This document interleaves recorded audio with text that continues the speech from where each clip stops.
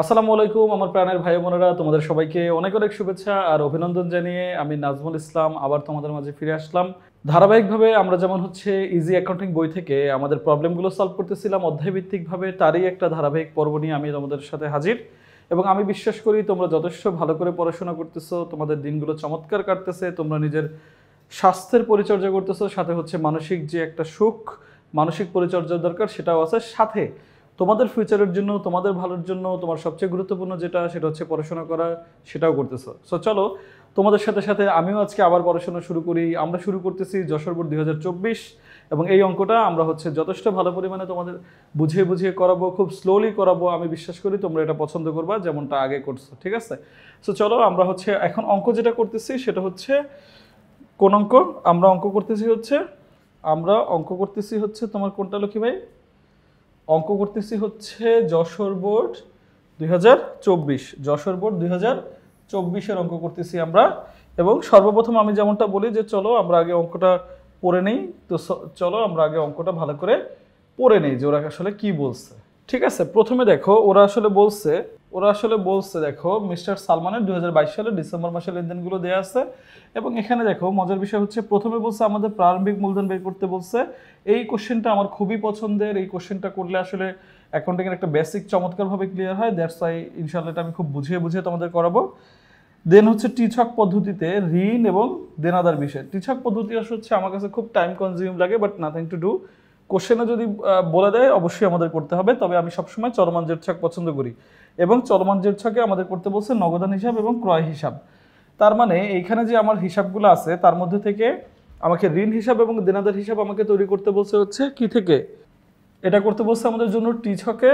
আর এখানে চলমান জের ছকে আমাদের তৈরি করতে বলছে নগদান হিসাব এবং ক্রয় হিসাব। ডান, ওকে। এবার আমরা দেখো লক্ষ্মী ভাই, প্রথম যে কোশ্চেনটা সেটা প্রারম্ভিক মূলধনের পরিমাণ, এটা আমরা বের করি। ঠিক আছে, চলো। প্রারম্ভিক মূলধন বলতে বোঝায় বছরের শুরুতে মালিক যা যা মূলধন নিয়ে আসে, বছরের শুরুতে মালিক যা যা মূলধন নিয়ে আসে। এবার সেটা সে নিজের ফান্ড থেকে দিয়ে নিয়ে আসুক অথবা ঋণ থেকে দিয়ে নিয়ে আসুক। তো এই যে প্রারম্ভিক মূলধন বের করার যে সূত্রটা, যেটা বেসিক সূত্র, এটা আমার খুব পছন্দ। সেটা প্রারম্ভিক মোট সম্পদ প্রারম্ভিক মোট সম্পদ মাইনাস প্রারম্ভিক মোট দায়। প্রারম্ভিক মোট সম্পদ মাইনাস প্রারম্ভিক মোট দায়। এখন যদি এই দায় না থাকে তখন কি হবে? শুধুমাত্র মোট সম্পদ। মোট সম্পদ বলতে কি বোঝায়? যেগুলো আমার প্রারম্ভিক সম্পদ, যেগুলো নিয়ে মালিক ব্যবসায় শুরু করছে।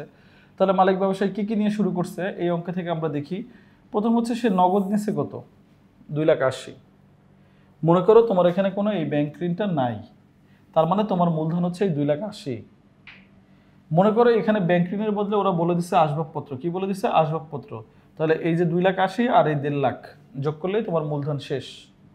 এখন এই যে ব্যাংক ঋণটা দিচ্ছে, এটা চমৎকার একটা এন্ট্রি। মনে রাখো ব্যাংক থেকে ঋণ নিলে কি হয়? আসলে ব্যাংক থেকে ঋণ নিলে হয় তোমার ব্যাংকে অথবা তোমার নগদে একটা নির্দিষ্ট টাকা বাড়ে, ব্যাংকে বা নগদে একটা নির্দিষ্ট টাকা বাড়ে, সাথে সাথে তোমার একটা আবার ব্যাংক ঋণও বাড়ে। ব্যাংক ঋণ বাড়ে কেন? কারণ এটা একটা দায়। ব্যাংক ঋণ বাড়ে কেন? কারণ এটা একটা দায়। তাহলে যখন বছরের শুরুতে, এবার কথাগুলো মনোযোগ দিয়ে শোনো, একবারের জন্য শোনো, সারা জীবন মনে থাকবে। যখন বছরের শুরুতে শুধু সম্পত্তি থাকবে, যোগ করলেই প্রারম্ভিক মূলধন বের হয়ে যাবে। যখন আমাদের এখানে সম্পত্তি এবং দায় দুইটার কম্বিনেশন বলা থাকবে এবং ওখানে যদি ব্যাংক ঋণের পরিমাণ থাকে, তাহলে কি করতে হয়? মনোযোগ দিয়ে শোনো। তখন এই যে সম্পদগুলো থাকে তার মধ্যে যে নগদ থাকে, এই নগদের সাথে 1,50,000 টাকা 1,50,000 টাকা যোগ করতে হবে।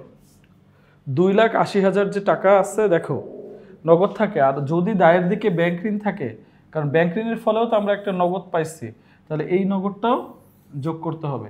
তাহলে আমার সম্পদ হবে এই দুইটা মিলে। আবার তারপরও তো এটা যেহেতু আমার একটা দায়, তাইলে আবার আমাকে কি করতে হবে? ওই 1,50,000 টাকা বাদ দিয়ে দিতে হবে দায়ের ঘর থেকে। এখন তোমরা বলতে পারো ভাইয়া একবার যোগ করলে একবার বিয়োগ করলে তো একই হয়, তাহলে এটা বাদ দিয়েই ধরি। না, এটা বাদ দিয়ে ধরতে পারবো না, কারণ এটার একটা ইম্প্যাক্ট আছে। এই ইম্প্যাক্টটা দুই পাশেই আছে, এর জন্য দুই পাশেই দেখাইতে হবে। যদি ব্যাংক ঋণ থাকে বা ঋণ থাকে তখন ওটাকে কি করতে হয়? একবার ওই টাকার নগদের সাথে যোগ করে দেখাইতে হয়, আরেকবার দায় থেকে মাইনাস করে দেখাইতে হয়। আর এখানে যদি ব্যাংক ঋণ বাদে অন্য কোনো কিছু হয়, ব্যাংক ঋণ বাদে অন্য কোনো কিছু হয়, তাহলে সেটা দেখানো যাবে না, নগদের সাথে যোগ করে ওটা ডিরেক্ট বাদ দিয়ে দিতে হবে। ঠিক আছে, তাহলে চলো আমরা দেখি অ্যান্সারটা আসলে কিভাবে হয়েছে। দেখো তো কি ভাই, সবাই খেয়াল করো, এই যে দেখো কি করছে, প্রারম্ভিক যে সম্পদ নগদ ছিল কত 1,50,000, আর ওই যে ব্যাংক ঋণ নিছে, তার মানে ওরা এটাকে ব্যাংকের টাকাই ধরছে, এটা নগদে ধরে নাই। তুমি নগদেও ধরতে পারো, এটা কোনো সমস্যা নাই, ব্যাংকের টাকাই ধরছে। তাহলে যোগ করে হয়েছে কত 1,50,000 আর 1,80,000, 4,30,000। আর ওই যে ব্যাংক ঋণ এটা আবার ওই 1,50,000 বাদ হয়ে গেছে। আলটিমেটলি আমার প্রারম্ভিক মূলধন হচ্ছে 1,80,000। বাট এখানে যদি ঋণ না থাকে অন্য কোনো দায় থাকতো, তখন কিন্তু এটা উপরে গিয়ে যোগ হতো না, ডিরেক্ট বাদ হয়ে যেত। যেমন পাওনাদার হিসাব, প্রদেয় হিসাব, এগুলো যদি থাকে, বকেয়া বেতন বা অন্যান্য যে দায়, সেটা কখনো নগদ বা ব্যাংকে ইম্প্যাক্ট ফেলে না, এর জন্য যোগ হবে না। সিম্পল। ওকে, এখন আমরা করবো কি ভাই, টিছক পদ্ধতিতে ঋণ এবং দেনাদার হিসাব। কি করব, টিছক পদ্ধতিতে আমরা ঋণ এবং দেনাদার হিসাব করব। ঋণ এবং দেনাদার হিসাব, ঋণ এবং দেনাদার হিসাব মানে হচ্ছে ঋণ এবং দেনাদারের খতিয়ান করব। আসলে আমরা ঋণ এবং দেনাদারের খতিয়ান করব। ঠিক আছে, তাহলে চলো আমরা দেখি ঋণ এবং দেনাদারের খতিয়ান খ নম্বরে আমরা কিভাবে করব। তার আগে আমরা একটু দেখে আসি এখানে আমাদের ঋণ হিসাব কয়টা আছে। প্রথমে একটা পাইছি ব্যাংক ঋণ, প্রথমে একটা কি পাইছি, ব্যাংক ঋণ আমরা একটা প্রথমে পাইছি, কি পাইছি, প্রথমে একটা ব্যাংক ঋণ আমরা পাইছি।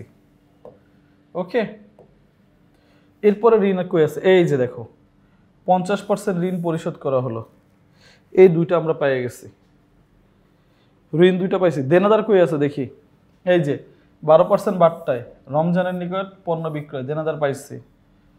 আবার কোথাও দেনাদার আছে না, দেনাদার আছে এই দুইটাই। ও দেনাদার আছে, এই যে দেখো রমজানের নিকট থেকে পাওনা আদায় হয়ে গেছে, তার মানে দেনাদারও আছে দুইটা, ঋণও আছে দুইটা, দেনাদারও আছে দুইটা, ঋণও আছে দুইটা। এবার শোনো, এবার আমি তোমাদের বোঝাচ্ছি লক্ষ্মী ভাই কিভাবে আসলে আমাদের এই খতিয়ানটা করতে হয় এবং খতিয়ান কেন করতে হয়। ভাই খতিয়ান হচ্ছে হিসাবের একটা পাকা বই বা প্রধান একটা বই।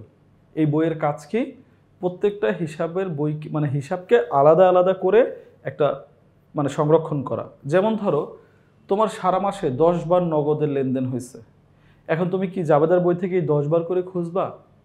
না, তুমি জাবেদার বই থেকে 10 বার করে খুঁজবা না, তুমি একটা বই বানাবা যেটার নাম দিবা নগদান, এবং ওই নগদানের বইয়ের মধ্যে সবগুলো নগদান সারা মাসের আছে যা সেটা বসাই ফেলবা, এবং মাস শেষে তুমি একটা ব্যালেন্স করে ফেলবা। তখন তুমি একদম জাস্ট ওই নগদান বইটা খুললেই সারা মাসের নগদেরগুলো তুমি পেয়ে যাচ্ছ।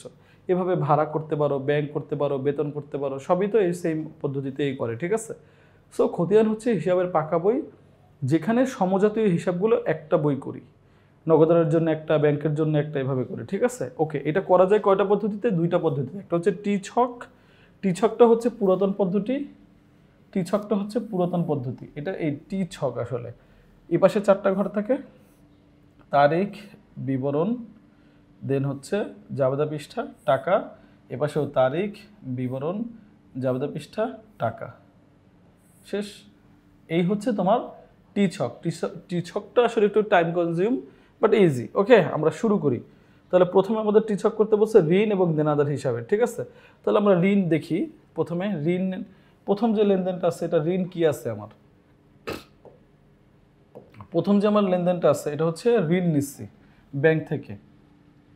তাহলে এটার জাবেদা কি হবে, ব্যাংক হিসাব ডেবিট, আর হচ্ছে তোমার ব্যাংক ঋণ হিসাব ক্রেডিট। এটা তো জাবেদা তোমরা বুঝছো, কারণ ব্যাংকে টাকা বাড়ছে ডেবিট, আর ব্যাংক ঋণ মানে দায় বাড়ছে, শেষ। তাহলে ঋণ একটা পাইছি। এরপরে আবার ঋণ বলছে ঋণ পরিশোধ 50%। 50% ঋণ কত ছিল, তাহলে ঋণ ছিল 1.5 লাখ, তাহলে 50% ঋণ আমরা পরিশোধ করে দিচ্ছি। তাহলে ব্যাংক ঋণ হিসাব ডেবিট, কারণ দায় কমে গেছে। আর ব্যাংক হিসাব, টাকাটা তো আসলে আমরা ব্যাংককেই দিই, ব্যাংক হিসাব ক্রেডিট, ব্যাংক হিসাব ক্রেডিট, এটা হচ্ছে তোমার অ্যাসেট কমে গেল। তাহলে ব্যাংক ঋণ হিসাব ডেবিট আর ব্যাংক হিসাব ক্রেডিট, এটা কি হয়েছে, দায় কমছে, এটা কি হয়েছে, দায় কমছে, এটা কি হয়েছে, অ্যাসেট কমছে। ঠিক আছে, এই হচ্ছে তোমার কাজ। এবার দেখো লক্ষ্মী ভাই, আমরা খতিয়ান শুরু করি, ব্যাংক ঋণের খতিয়ান করব, ঠিক আছে? ওকে, খতিয়ান শুরু করলাম। চলো, প্রথম হচ্ছে আমরা ছক করলাম, দুইটা ছক, একটা হচ্ছে ব্যাংক ঋণ হিসাব, একটা হচ্ছে দেনাদার হিসাব। একটা হচ্ছে ব্যাংক ঋণ হিসাব, একটা হচ্ছে দেনাদার হিসাব। এটা কি? টি ছক। উপরে কি? সালমানের নাম, খতিয়ান, এগুলো আমরা লিখে ফেললাম। এখন আমাদের করতে হবে কি? ছক করতে হবে। ছকটা প্রথমে মাঝখান থেকে ভাগ করে নিবা, মাঝখান থেকে ভাগ করে নেবে, তাহলে দুই পাশ সমান হবে। তারিখ, বিবরণ, জাবেদা পৃষ্ঠা, যেহেতু এটা খতিয়ান করি আর এই লেনদেনগুলো আমরা জাবেদা থেকে পাই, এর জন্য জাবেদায় কোন পৃষ্ঠায় আছে সেটা রেফারেন্স দিতে হয়। টাকা, এটা হচ্ছে ডেবিট সাইড, কোনায় ডেবিট লিখবে, এগুলো ভুল করা যাবে না। তারিখ, বিবরণ, জাবেদা পৃষ্ঠা, টাকা, এটা হচ্ছে ক্রেডিট সাইড, কোনায় ক্রেডিট লিখবা। টি ছকে ডেবিট ক্রেডিট লিখতে হয় কোনায়, আর হচ্ছে চলমান জেড ছকে ওই কোনায় ওই পাশে ডান পাশে হিসাবের কোড নং লিখতে হয়। এগুলো ভালো করে মনে রাখো। তাহলে আমরা ছক করে ফেলছি, তারিখ, বিবরণ, জাবেদা পৃষ্ঠা, টাকা, তারিখ, বিবরণ, জাবেদা পৃষ্ঠা, টাকা। আমরা মাঝখান থেকে ভাগ করে নিব, সবসময় বলছি মাঝখান থেকে ভাগ করে নিব, তাহলে আমাদের জন্য সুবিধা কি? দুই পাশ সমান হবে। এটা হচ্ছে আমাদের ঋণ হিসাব, আর এটা হচ্ছে আমাদের দেনাদার হিসাব। ওকে, তাহলে প্রথম লেনদেনে আমাদের ঋণ কি ছিল? প্রথম লেনদেনে আমাদের ঋণ কি ছিল? প্রথম লেনদেনে আমাদের ঋণ হিসাব ক্রেডিট ছিল। প্রথম লেনদেনে আমাদের ঋণ হিসাব কি ছিল? ক্রেডিট ছিল। প্রথম লেনদেনে ঋণ হিসাব ক্রেডিট ছিল। তাহলে অপোজিট নাম কি ছিল? অপোজিট নাম কি ছিল? ব্যাংক হিসাব ডেবিট। অপোজিট নাম ছিল ব্যাংক হিসাব ডেবিট। তাহলে দেখো, আমরা প্রথমটা কত তারিখের? ডিসেম্বর 1 তারিখের। ঋণ ছিল কি? ক্রেডিট। তাহলে কোন পাশে যাবে? ক্রেডিট সাইডে। দেখো এখানে একটা জিনিস বোঝাচ্ছি, এই যে ক্রেডিট হলে এই পাশে, ডেবিট হলে এই পাশে, যে হিসাবটা আমরা করতেছি শেষ। তাহলে ক্রেডিট ছিল, ক্রেডিট পাশে যাবে টাকা। কিন্তু নাম কোনটা বসবে? নাম তো অলওয়েজ ব্যাংক, মানে উল্টাটা। যে হিসাবটা করি তার নাম সবসময় কোনটা বসে? উল্টাটা। তারিখ লিখে নাম লিখলাম ব্যাংক হিসাব, কারণ ব্যাংক ডেবিট ছিল। আর টাকা কোনটা লিখবো? টাকা সবসময় ঋণের যে টাকাটা থাকে সেটা লিখবো। টাকা কত ছিল? 1,50,000। তাহলে প্রথম দিকে বসানো শেষ। কিভাবে বসাইছি? ঋণ ছিল ক্রেডিট, তাহলে ক্রেডিট সাইডে বসবে। আর এখানে নাম কি হবে? অপোজিটটা, মানে ডেবিট হলে ক্রেডিটটা, ক্রেডিট হলে ডেবিটটা। আর কেন? এটা দ্বারা আমরা বুঝলাম যে ব্যাংক থেকে ঋণ নিছি আমরা কত? 1,50,000। ওকে, তাহলে দেখি আবার কোনটা ছিল? এরপরে ছিল ব্যাংক ঋণ পরিশোধ। তাহলে ব্যাংক ঋণ যখন পরিশোধ করছি, তাহলে এবার ব্যাংক ঋণ কি ছিল? ডেবিট ছিল। অপোজিট নাম কি ছিল? ক্রেডিট, ব্যাংক হিসাব। তাহলে এটা যেহেতু ডেবিট ছিল, তাহলে যাবে কোন পাশে? ডেবিট পাশে। আর নামটা বসবে ব্যাংক হিসাব। দেখি তো, চলো, এই যে সেম, দেখো ডেবিট পাশে তারিখ লিখছি। অপোজিট নাম কি ছিল? ব্যাংক হিসাব। আর এই ঋণ কি ছিল এবার? ঋণ এবার ছিল ডেবিট, তাহলে ডেবিট সাইডে। অপোজিট নাম কি ছিল? ব্যাংক হিসাব। আমরা লিখে ফেলছি 75,000 টাকা। টাকাটা আমরা পরিশোধ করে দিচ্ছি, ঋণের টাকা। তার মানে আমাদের সব বসানো শেষ লক্ষ্মী ভাই, সব বসানো শেষ। এখন আমরা একটা যে ব্যালেন্স বের করি সেটা বের করব। কি করি? ব্যালেন্স। আচ্ছা, এবার তোমরাই বলো, 1 লাখ বড় নাকি 75,000 বড়? মানে 1,50,000 বড় না 75 বড়? 1,50,000 বড়। তাহলে কি করতে হবে? 1,50,000 দুই পাশে বসবে। 1,50,000 এই দুই পাশে বসবে, যেটা বড় সেটা দুই পাশে বসে। আচ্ছা, এবার তাহলে দেখি, তাহলে কম আছে কোন পাশে? এই পাশে, কারণ এখানে 75 আছে, আরও 75,000 কম আছে।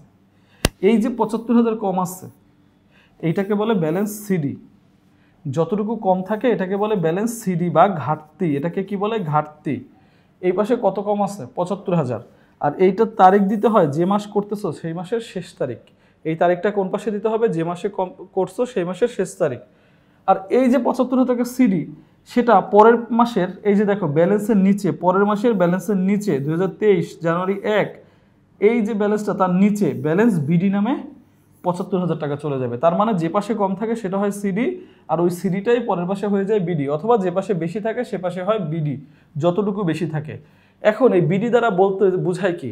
বোঝায় হচ্ছে পরবর্তী মাসের যে আমি হিসাব শুরু করব সেখানে আমার ঋণের এই ব্যালেন্স 75,000 টাকা থাকবে। তাও কোন পাশে থাকবে? ক্রেডিট পাশে থাকবে। বিডি মানে হচ্ছে বাড়তি, বিডি মানে কি? বাড়তি। আর সিডি মানে ঘাটতি। ঠিক আছে, তাহলে কিভাবে করতে হবে ব্যালেন্সটা? আবার তোমাদের একটু রিকল করি। যেটা বড় সেটা দুই পাশে বসাবো, দেন ছোট পাশে যদি থাকে সেটাকে আমরা মাইনাস করে যা থাকবে কম সেটাকে আমরা বলি ব্যালেন্স সিডি মাসের শেষ তারিখ দিয়ে। আর এই সিডিটাই পরের মাসের 1 তারিখে হয়ে যাবে হচ্ছে ব্যালেন্স বিডি। শেষ। ওকে, ডান। এবার আমরা করব দেনাদার হিসাব। সেম দেনাদার হিসাব দেখি আমরা কোথায় কোথায় দেনাদার আছে। আমরা একটু জাবেদাটা দেখে নেই। জাবেদা দেখি, দেখো আমাদের এখানে দেনাদার কই আছে, এই যে 12% বাট্টায় 55,000 টাকা বিক্রয়, 12% বাট্টায় হচ্ছে 55,000 টাকা বিক্রয়। এরপরে আবার আছে কি, এই দেনাটা পরিশোধ করা হয়েছে। কোন দেনাটা? রমজানের নিকট থেকে। রমজানের নিকট থেকে কত টাকা দেনা? 4 তারিখের পাওনা আদায় হয়েছে। রমজানের নিকট থেকে 4 তারিখের পাওনা আদায় হয়েছে, ঠিক আছে। তাহলে আমরা এখন কি করব দেখো, আমরা প্রথমে জাবেদাটা করে নিই। দেখো জাবেদাটা আমরা করে নিই, জাবেদা করে নিলে সুবিধা। এটা তো তোমরা যখন করবা তখন তো তোমরা মনে মনে করবা, বাট আমার যেহেতু তোমাদের বুঝাইতে হচ্ছে, আমার ভাই বোন অঙ্কগুলো করতেছে, তাদের তো অবশ্যই বুঝাই বুঝাই করতে হবে, ঠিক আছে। তাহলে আমরা যখন ধারে বিক্রয় করছি তখন এখানে হয়েছে দেনাদার হিসাব ডেবিট, আর হচ্ছে তোমার বিক্রয় হিসাব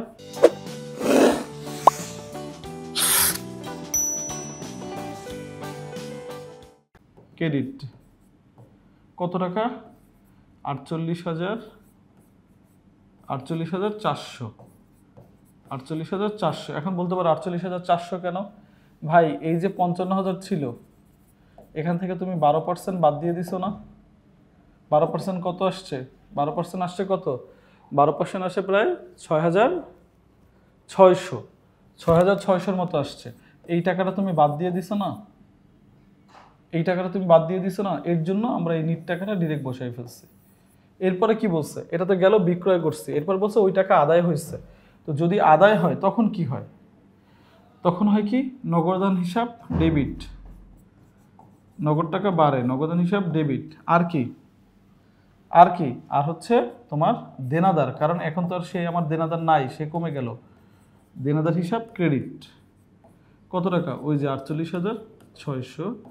48,600, ঠিক আছে। আমরা সব বসাই ফেললাম, 48,600। ওকে, দুইটা জাবেদা করে ফেললাম। তাহলে আমাদের মেইন ফোকাসকে অঙ্ক করার এবার দেনাদার। মেইন ফোকাসকে অঙ্ক করার দেনাদার। তাহলে প্রথমে দেখি, দেনাদার আছে ডেবিট, অপোজিট নাম আছে কি? অপোজিট নাম আছে বিক্রয়, ক্রেডিট। তাহলে দেখো দেনাদার করতেছি। দেনাদার কি আছে? প্রথম লেনদেনে দেনাদার আছে ডেবিট। তাহলে দেনাদার ডেবিট সাইডে যাবে। আচ্ছা, অপোজিট নাম কি বসবে? বিক্রয়। ক্রেডিট নামটা বসবে বিক্রয়। আর দেনাদারের টাকা ছিল 48,400। ডান, শেষ। এরপরের লেনদেনে দেখি দেনাদার কি আছে এবার? দেনাদার ক্রেডিট।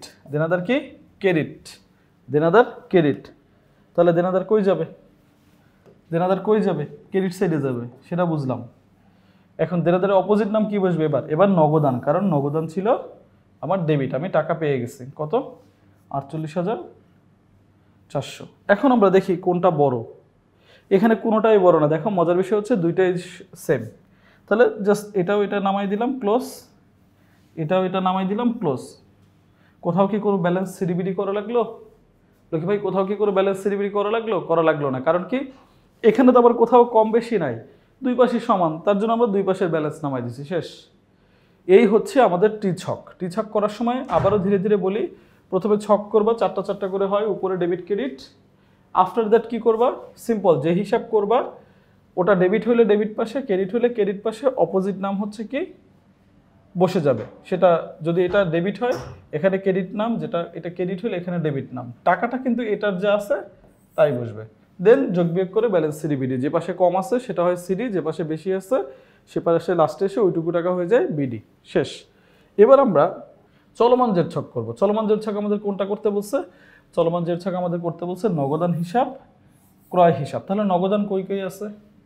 এই একটা নগদান আছে, এই ঋণে নগদান আছে, ব্যাংক ঋণ পরিশোধ না। আচ্ছা, এখানে নগদান নাই, এটা ব্যাংকই ধরছে, এখানেও ব্যাংক ধরছে, আমরা এটা নগদ ধরবো না। আগে আমরা এগুলোকে নগদ ধরতাম বেসিকলি, ঠিক আছে। এই যে নগদ আছে রমজানের নিকট থেকে 4 তারিখের যে পাওনা। আর ক্রয় কই আছে? এই দেখো 5% বাট্টায় পণ্য ক্রয়, এখানেও একটা নগদ আছে, তার মানে 45,000। এইখানে একটা ক্রয় আছে, পণ্য উত্তোলন, এটাও ক্রয় আছে। তাহলে আমাদের ক্রয় আছে 2টা আর নগদ আছে প্রায় 3টা, ঠিক আছে। তাহলে আমরা দেখি এই জাবেদাগুলো আমরা করে ফেলি, চলো এই জাবেদাগুলো আমরা করে ফেলি, সাথে খতিয়ান তো করবই, আগে জাবেদাটা করে আমরা একটু বুঝে নিই, ঠিক আছে? এটা হচ্ছে তোমার খতিয়ান, মিস্টার সালমানের খতিয়ান, চলমান জের ছক, হেডলাইন হচ্ছে নগদান, ঠিক আছে? হেডলাইন হচ্ছে নগদান। ওকে, আমরা এবার দেখি, আমরা এবার জাবেদাগুলো করে ফেলি রকি ভাই। চলো জাবেদাগুলো করে আমরা আগাই। তাহলে 1 তারিখে আমরা মূলধন নিয়ে বিজনেস শুরু করছিলাম, তাহলে এখানে আমাদের জাবেদা ছিল নগদান হিসাব ডেবিট 2,50,000 ছিল, আর এখানে হচ্ছে তোমার মূলধন হিসাব ক্রেডিট 2,50,000 শেষ। নগদান হিসাব ডেবিট আর মূলধন হিসাব ক্রেডিট 2,50,000। এরপরে কি ছিল? এরপরে কি ছিল দেখো, আমরা ক্রয় করছিলাম, কি করছিলাম? ক্রয় করছিলাম। তাহলে ক্রয় করছিলাম আমরা 5% বাটটায়। আচ্ছা যাই হোক, ওখানে যাবে নাকি ক্রয় হিসাব ডেবিট নগদান হিসাব ক্রেডিট, ক্রয় হিসাব ডেবিট আর নগদান হিসাব ক্রেডিট। এটারটাও করা শেষ। ওখানে বাট্টা বাদে টাকা কত ছিল? বাট্টা বাদে টাকা ছিল 42,750। আচ্ছা, এরপরে কি ছিল? দেনাদারের কাছ থেকে আমরা পাইছি, এখানে ছিল 42,750। এরপরে আমরা কি হয়েছে? দেনাদারের কাছ থেকে পাইছি, তার দেনাদারের কাছ থেকে পাইলে কি হয়? নগদান হিসাব ডেবিট, নগদান হিসাব ডেবিট আর দেনাদার হিসাব ক্রেডিট। নগদান হিসাব ডেবিট আর দেনাদার হিসাব ক্রেডিট। কত টাকা পাইছিলাম আমরা ওখানে?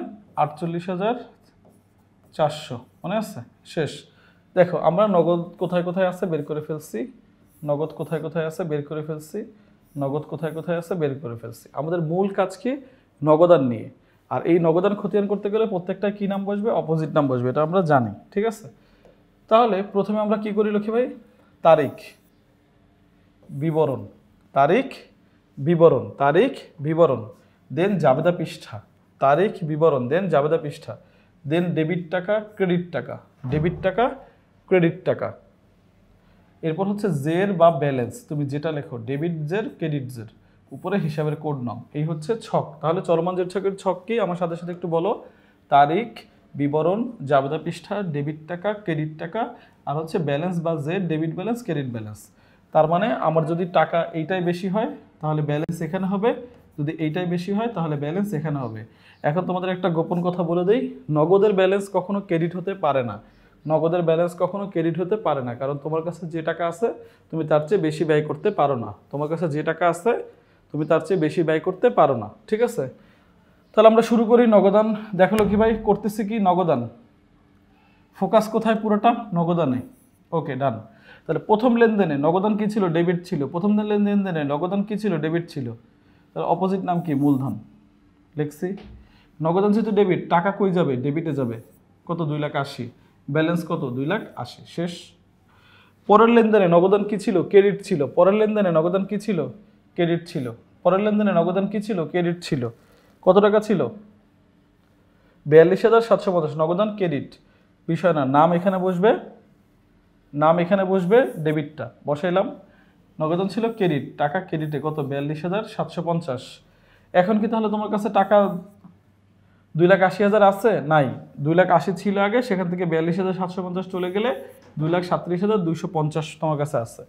এই যে তোমার চলমান জের ছক, এই চলমান জের ছকের মজার বিষয় হচ্ছে এইটা ভাই।